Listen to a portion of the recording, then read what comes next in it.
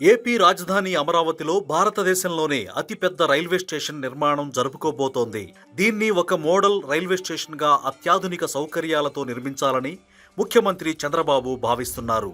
ముంబైలోని ఛత్రపతి శివాజీ టెర్మినల్, వారణాసి, ప్రయాగ్రాజ్ స్టేషన్ల కన్నా అందంగా ఉండేలా తీర్చిదిద్దబోతున్నారు.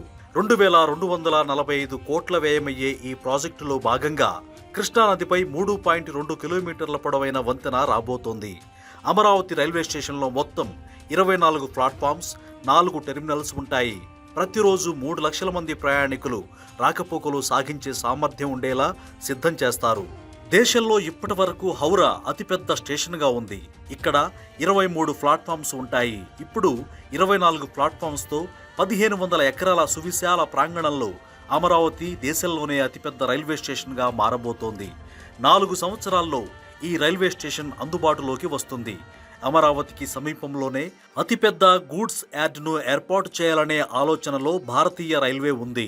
అమరావతి నుంచి దేశంలోని అన్ని ప్రముఖ నగరాలైన బెంగళూరు, కోలకతా, నాగపూర్, చెన్నై, హైదరాబాద్, ఢిల్లీ, పూణే తదితర నగరాలకు కనెక్టివిటీ పెంచుతారు.